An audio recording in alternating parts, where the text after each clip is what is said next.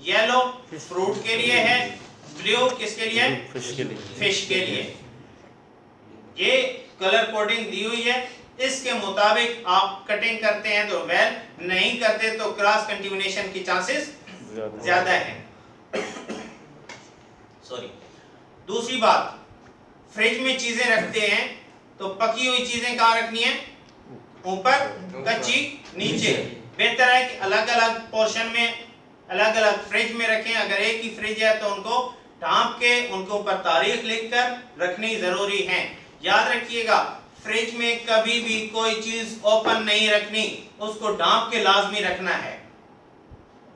Plastic file से ढांप लो, या आप उसके ऊपर कोई प्लेट या कोई चीज दे दो, कवर दे दो, ढांपनी जरूरी है और तारीख लिखना जरूरी है।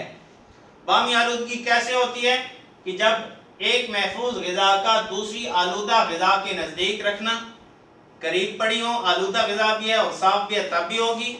मिसाल के तौर पर गोश्त से खून और पानी के कतरे दूसरे ग़िज़ाओं में गिरना, वो लोग ठीक है जो मुज़र ग़िज़ा इस्तेमाल कर रहे हैं वो महफूज ग़िज़ा में आलूदगी पैदा कर सकते हैं।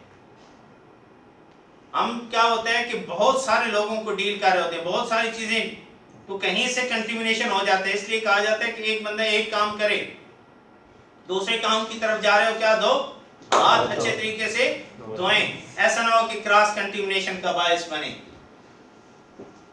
एक आलूदा इस्तेमाल शुदा चम्मच से हमेशा याद रखिएगा, बैन मैरी में जब आप एक ग़िज़ा खत्म हो रही होती है, ट्रे में पड़ी है और क्या कहते हैं जी उसको, डिश के अंदर है, हम दूसरी डाल देते हैं उसके अंदर, गलत प्रैक्टिस है।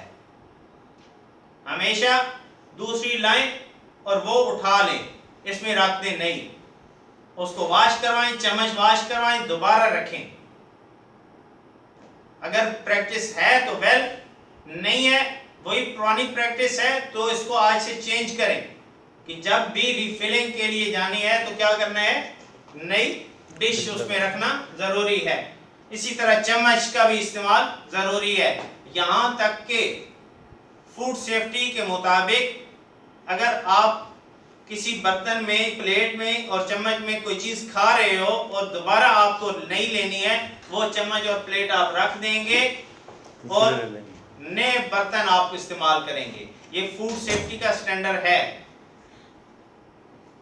बामी आलूदगी कैसे होती है कि जब उस वक्त तक खतरनाक है जब आप एक ग़िज़ा, साफ सुथरी ग़िज़ा से जरासीम मुंतकिल होते हैं, दूसरी ग़िज़ा से साफ सुथरी ग़िज़ा की तरफ मुंतकिल होते हैं, तो उसको क्या कहते हैं, बामी आलूदगी।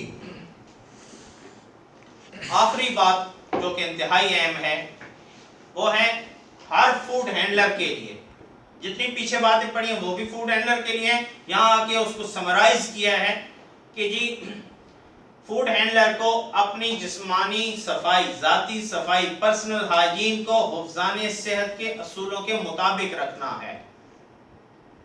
और आप लोगों पर वो और भी अहम है, क्यों कि खेत से हमारा एक हैसब का सिस्टम है, फूड सेफ्टी मैनेजमेंट सिस्टम है, F2F, फील्ड टू फोक, खेत से लेकर आपकी प्लेट और चम्मच तक, फोक तक, ये सारे सिस्टम में हैसब लागू होता है जो कि फूड सेफ्टी का एक सिस्टम है।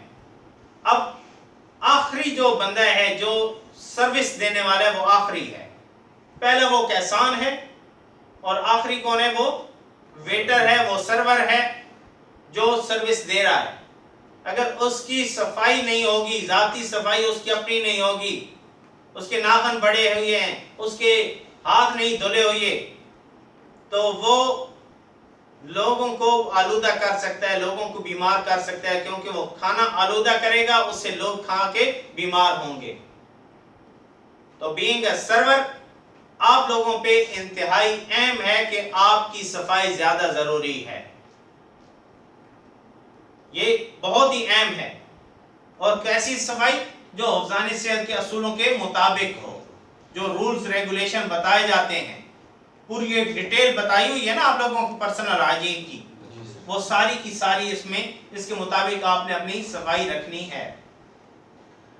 हाथ धोने की प्रैक्टिस बार बार करनी है, इसमें कोई कंप्रोमाइज नहीं है, कोई जल्दबाजी नहीं है। बामी आलूदगी से ग़िज़ा को बचाना है। क्रॉस कंटेमिनेशन आपकी वजह से, आपके बर्तनों की वजह से हो सकते हैं, तो उसको आपस में नहीं होने देना। ग़िज़ा को क्रॉस कंटेमिनेशन से बचाना है। ग़िज़ा को डेंजर जोन से जल्द निकालना है। डेंजर जोन कौन सा है? 4 डिग्री सेंटीग्रेड से 60 डिग्री सेंटीग्रेड तक, 4 से 60 डिग्री सेंटीग्रेड तक कोई खाना ज्यादा देर ना रहे, उसको जल्दी से उस प्रोसेस से आगे लेकर जाना है। ऊपर लेकर जाना है तो 60 से ऊपर लेकर जाएं, नीचे लेकर आना है तो 4 से नीचे लेकर आए, तो आप महफूज हैं। अगर इसमें आपने खाना रखना है तो वो सिर्फ और सिर्फ 2 घंटे तक रखें, नहीं तो उसको सर्व करें या महफूज टेम्परेचर पे पहुंचाएं। ये आप लोगों की पहली जिम्मेदारी है। ग़िज़ा की हिफाजत के 3 मराहिल पर अमल करें, 3 स्टेप उस पर अमल करें। अगर आप डेंजर जोन में रखते हैं, जरासीम को उसे बचाना है, और कौन से जरासीम से? कोरोना वायरस से बचाना है, तो हमारा एक सिस्टम है PDK। क्या सिस्टम है? PDK, उससे बचाना है। सबसे पहले प्रिवेंट कि आपने ग़िज़ा को कोरोना वायरस से बचाना है। प्रिवेंट का मतलब होता है बचाना, कि हमारी ग़िज़ा तक कोरोना वायरस पहुंचे ही नहीं। Number 2, delay. अगर वो पहुंच गया है तो उसकी अफजाइश ना हो, उसकी अफजाइश ही ना हो, वो डिले हो जाए। अगर उसने घंटे में 1 से 2 होना है तो वो 4 घंटों में 2 में हो जाए, डिले करनी है उसकी अफजाइश। और नंबर 3, किल। मुनासिब पकाकर, मुनासिब टेम्परेचर पे, प्रॉपर टेम्परेचर पे पका के उसको मार देना बेहतर है। इसको कहते हैं PDK approach, prevent, delay and kill. इस पे अगर आप अमल करेंगे तो आप ना सिर्फ अपने आप को बल्कि अपने साथ साथ अपने क्लाइंट को भी कोरोना वायरस से महफूज रख सकते हैं। तो ये वो थी तमाम बातें जिन पर अमल करके हमें कोरोना वायरस से हम लड़ सकते हैं। वरना आजकल के इस दौर में ये कोरोना वायरस जो है ये बायोलॉजिकल वार कहला रहा है, बायोलॉजिकल जंग कहलाता है। और ये ऐसी खतरनाक जंग है जो पता ही नहीं है कब दुश्मन वार करेगा। इस वजह से इससे बचने के लिए बेहतरीन क्या अक्लमंदी है कि हिफाजती तदाबीर पर अमल करना है। अगर नहीं करेंगे तो नुकसान अपना भी है, दूसरों का भी है। समझ आ गई बात? कोई सवाल इससे रिलेटेड? सर, अगर खाना हम लोग रख रहे हैं वो ठंडा हो गया है तो उसको कितने डिग्री तक गर्म करना चाहिए? एक खाना जो आप पार्सल रखते हैं हम लोग, उसको दोबारा जब आपने पकाने के बाद ठंडा हो गया और गर्म करना है, बहुत अच्छा क्वेश्चन है। उसको सिर्फ और सिर्फ एक दफा गर्म कर सकते हैं, ओनली 1 टाइम रीहीट हो सकता है। रीहीट कितनी दफा? सिर्फ एक दफा। और 74 डिग्री सेंटीग्रेड तक गर्म करना है, कम से कम 74 डिग्री सेंटीग्रेड। और टाइम कितना? कम से कम उस टेम्परेचर पे 15 सेकंड तक रहे, तब जितने भी उसके अंदर माइक्रो ऑर्गेनिज्म है वो मर जाएंगे। और अगर ऊपर लेकर जाते हैं तो बहुत ही अच्छा है, लेकिन कम से कम टेम्परेचर कितना है? 74 डिग्री सेंटीग्रेड। और मिनिमम टाइम कितना है? 15 सेकंड। क्लियर? और कोई नहीं, अपना बहुत सारा ख्याल रखें, खुश रहें, खुशियां बांटें। अल्लाह हाफिज। जी सर, फुल मैसेज। इसमें जैसे अभी हम आगे देखो ये चीज़ अभी PDK हो गया, आप लोगों को पता चला ये